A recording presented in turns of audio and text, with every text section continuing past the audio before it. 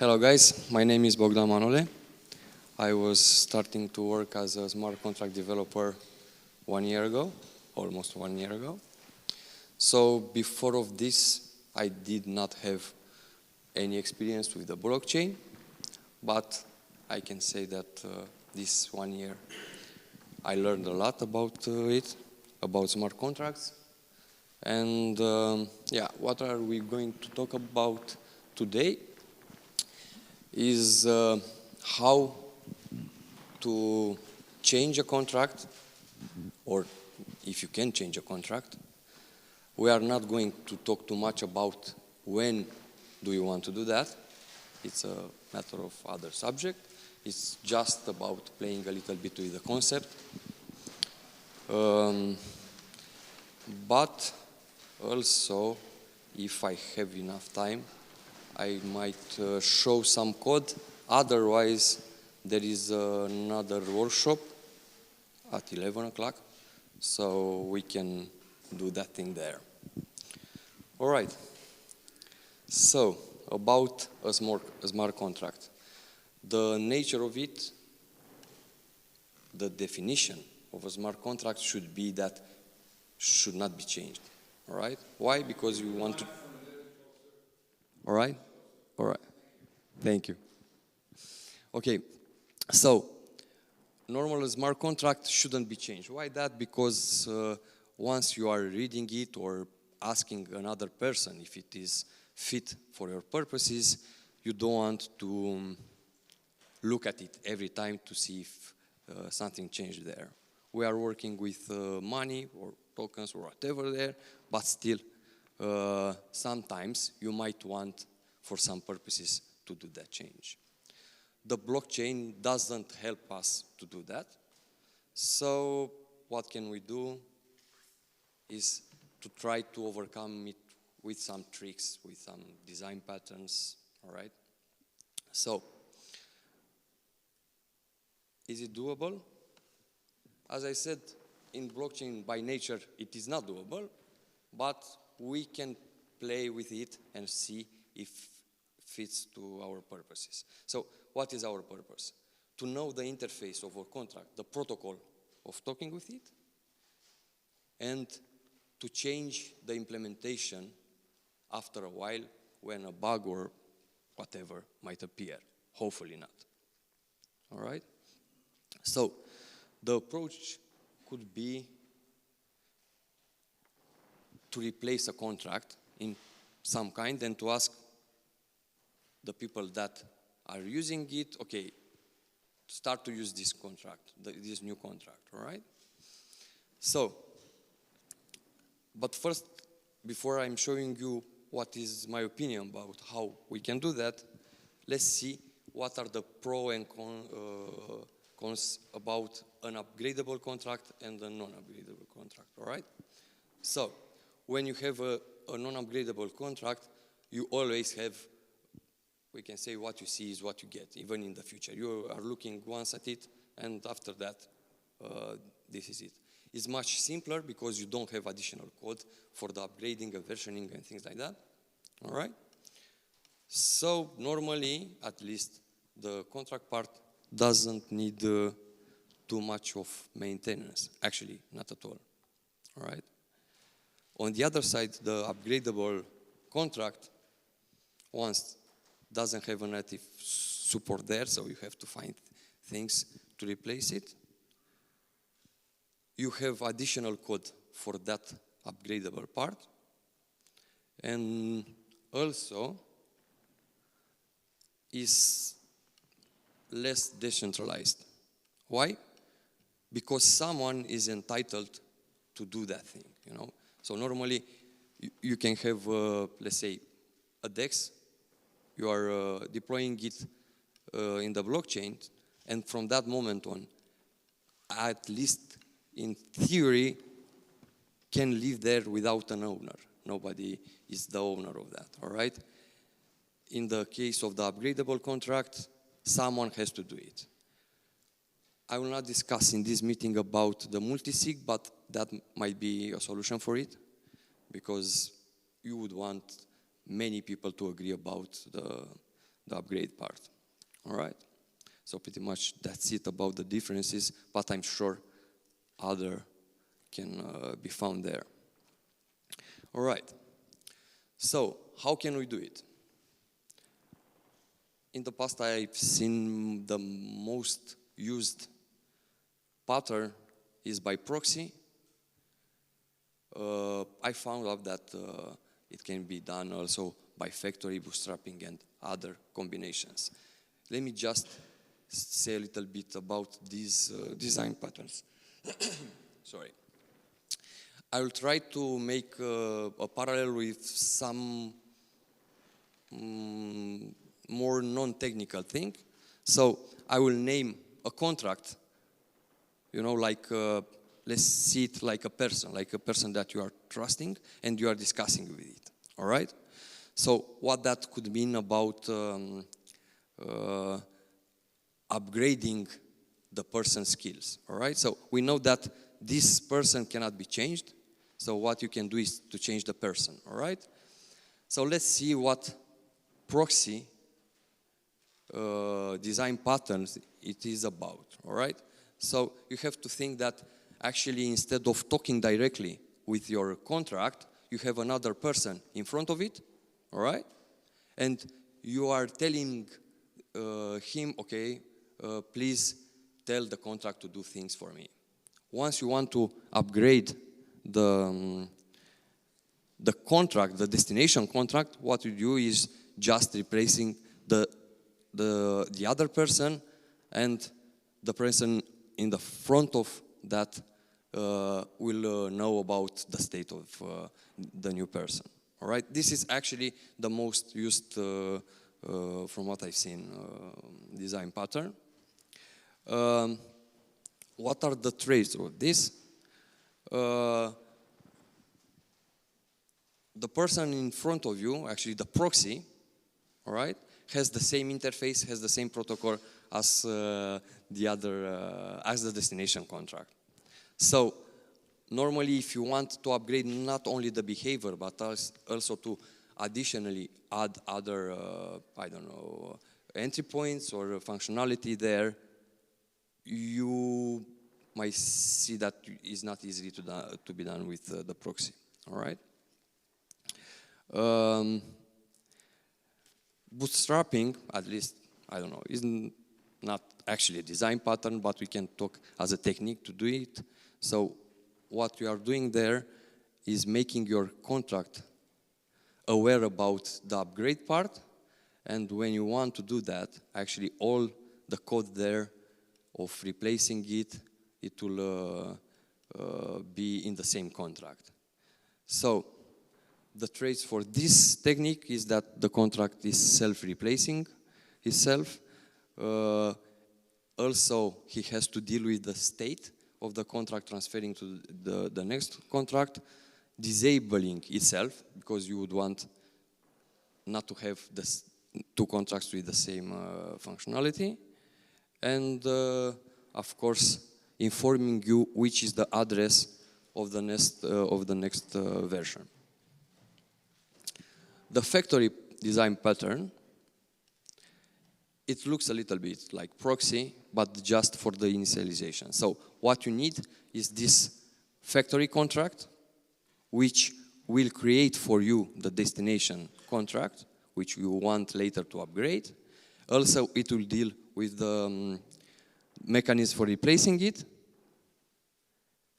And that means also transfers the previous state to the new version. In the end, as with the previous design patterns, we have to disable the previous version. For this presentation and the code, I took in consideration only the factory implementation. Why that? Because it's not so used. So yeah, to see it, how it works.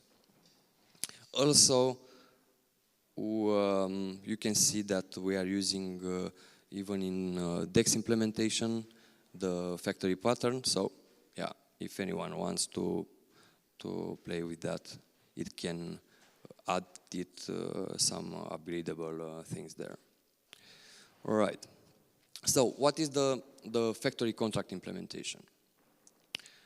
It has to deploy the first version at the beginning of the contract, has to serve to the clients, to the user, the version of the version address, all right? And from that one, the user, it will discuss directly with the concrete contract. How we replace that version actually are three things that we have to do there. So we have to create the version of the contract. We have to transfer all the state of the contract, of the previous contract to the new one. And also we should not forget about the AE tokens, because those are not staying in the state. So if the contract is payable, you might want to do that also. All right. So how this contract should look? Besides the I don't know, concrete text that you want to do with that contract, we have to have a minimal interface used by the factory contract in order to manipulate this one. So the minimal interface should do this: accepting the previous version state at the beginning, because you want your next contract to look the same, transferring all the founds back to the factory, because it will stay there for a little period and it will be transferred to the next version. And for sure, disabling itself by actually giving an error for every other stateful entry points after the point where it has been replaced. All right. And if you want to look at the code, I did some examples there. I think I still have some time to show a little bit of this one. I will still wait for you if you want to scan it. All right. So let's see. Oh, for me it looks okay here.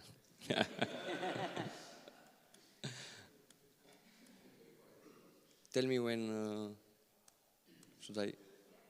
That's okay? Super. All right.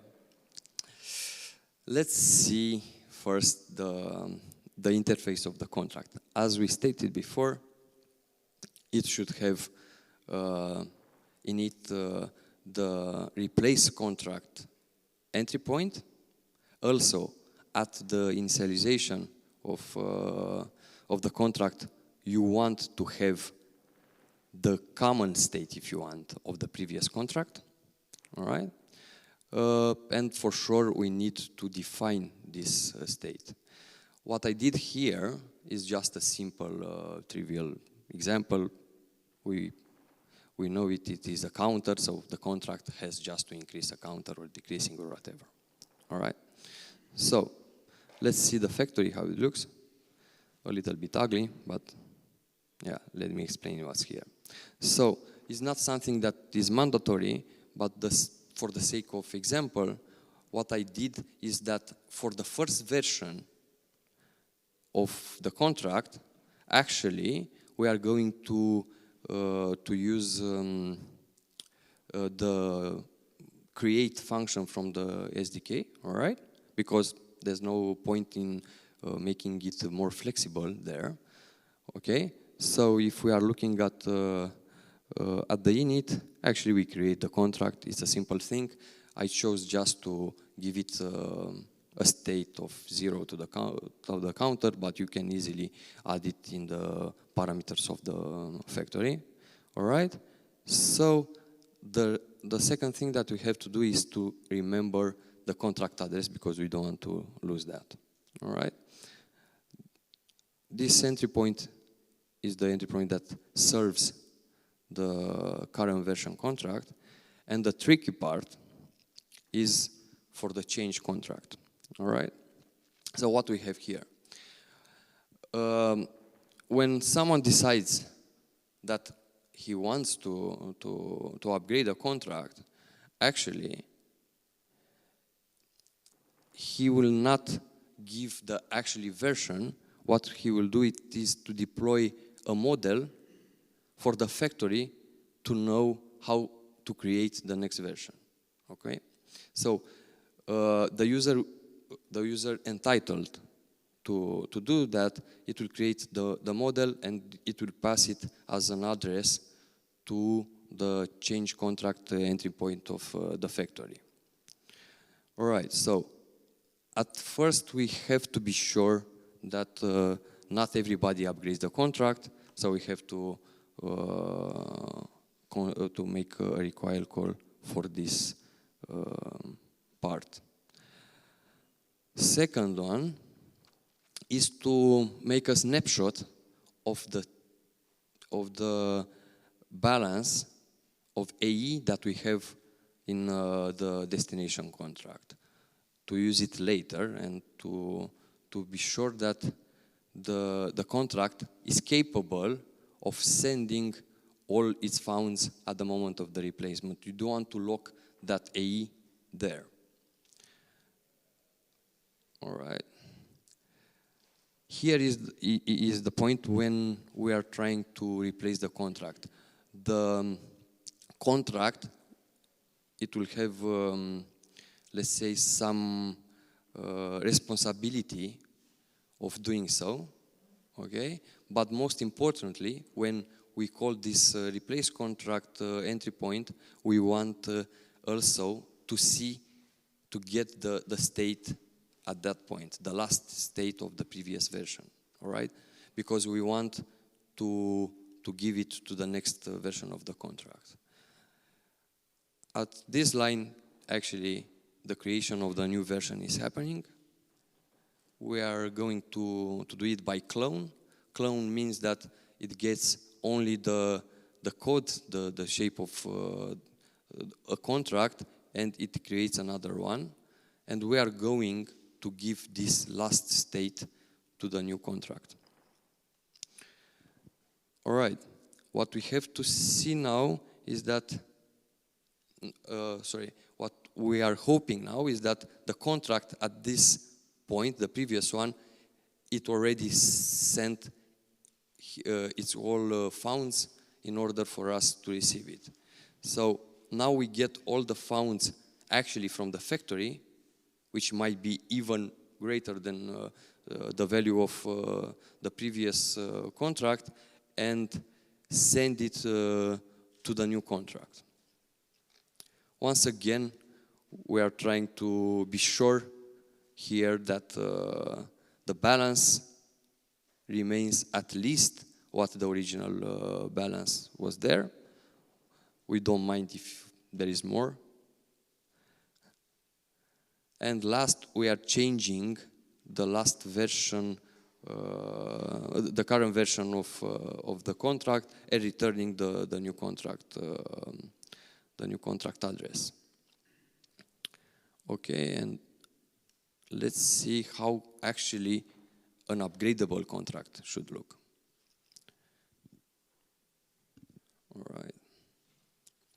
So as I said, the init function accepts the previous state. It will be set up here, and also we will mark as not replaced yet. We want to know that because after a while, when it will be replaced, this is the guy who helps us to give all the errors and to say, okay, I'm not enabled anymore and please don't bother me. The replace contract method function, it's quite simple. You just have to be sure it was not replaced before. You have to be sure that the factory is the one which have been called this method, all right? You have to send all your money to the factory, which is actually the creator of you, and you have to mark you was replaced.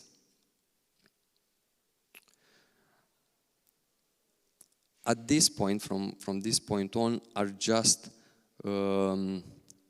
functions that are not related to the upgradable part, but we have to make some use of this contract. So we just added another increase counter entry point, which actually ensures that the contract is still enabled and no other version exists there. We're just increasing the counter, and this last entry point is the get state, which it is used just for testing purposes in our test here. So let's look at another version of a contract. Normally, you have to just put the same code for the upgradable part and do whatever you want with your implementations. But a good pattern, it will be that at least it is backward compatible with the previous version. So this is the reason why here we have the same codes. I don't know if I have the time or it's okay now to look a little bit how is this working in the tests. I think it's better if you have some questions for me, and we are going to dig a little bit into the code and what's happening there in the next workshop. So yeah, thank you.